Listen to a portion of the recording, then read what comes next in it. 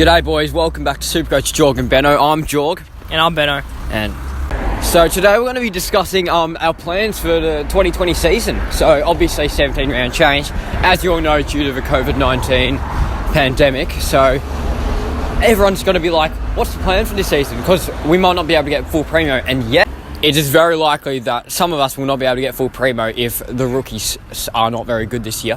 However, it is definitely still a possibility. So today we're going to be talking about what happens if we don't go full primo. Who are the main spots on the field that we need to upgrade to premium? So I'll start off with you, Benno. What is your plan for the season if you don't get full primo? Yeah, cheers, Jorg. So I'll be trying to get the midfield and forward primos upgraded first, because just by looks of it, defenders are the weakest line this season. All we've got is Jeremy Howe and a couple of pod options that probably will fall off during the season. Like Rory Laird, Dan Houston have turned to just pathetic. And now we got all the forwards like Bailey Smith, Michael Walters, Christian Petrarca all coming through. And then we got the big guns of the midfield. So I feel upgrade your forwards and mids first, and then just upgrade your defenders when you need to at the end, because they're going to be the ones scoring the least. Cheers, Benno. Great insight. So yeah, I've already stuffed my forward line with as many premiums as I can. So I started off with 4 premiums, them being Dusty, Whitfield, Christian Petrarca and Devon Smith. And I've recently upgraded my F5, which is a big risk, to none other than Chad Wingard. You might be thinking, what are you thinking, mate? But trust me, in the last 10 rounds of a 2019 season, Chad Wingard was elite for Hawthorn, and he's playing full midfield time.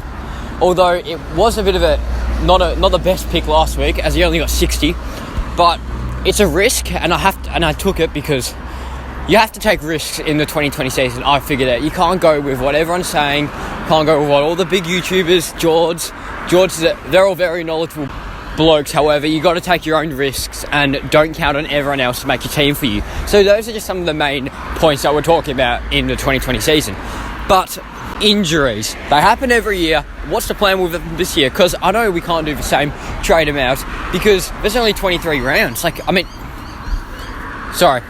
There's only 17 rounds this year. So what's going to happen, Benno? What are your thoughts, firstly? Well, so use Dustin Martin as an example. Like, you hold him no matter what. There's no point doing that aggression of a trade so early in the season, as more injuries are going to come. This is just the start. I wouldn't even call it an injury what he's got. So it's probably a 1 week injury, just a little bit of a sore rib. They're probably just saving him, and I feel he should be back next week.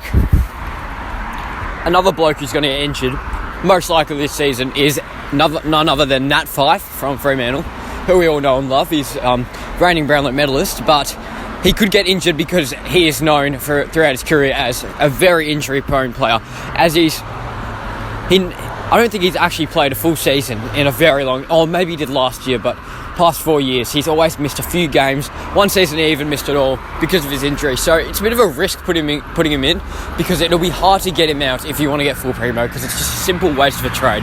So I have Jack Viney in my team. I got him in after his round 1 effort. Some may say it's point chase. I think it's a smart pick because he's gone down to a negative 44 break-even with a cheap price. I traded him out for Josh Dunkley, which, looking back at it, wasn't very smart, but I thought he would be a third-string midfielder, as Bontempelli and McRae are both seen as better midfielders than him. So I thought that he wouldn't get full-time on ball, as Beveridge likes to put him in the forward line. However, obviously from the 130 scored this week, I was mistaken. So sorry, boys, for that. And yeah, I've decided to hold Dustin Martin, and you can see in my previous video my trades, Benno's trades, and our special guest Gervin's Gladiators, who's a consistent top 500 player in Supercoach community. And yeah, leave your questions in the comments below, because we're going to be answering them in next week's video. We're planning on doing a Q&A when we reach about 50 subscribers. So I'll ask you to just leave us many questions as you like. They can be constructive, negative, positive, whatever you feel, and we'll answer them in the next few videos. So cheers, boys. We'll pick a few and we'll give someone a shout out in the next video. Whoever comments first, they get a big shout out. Anyway, see you later, boys.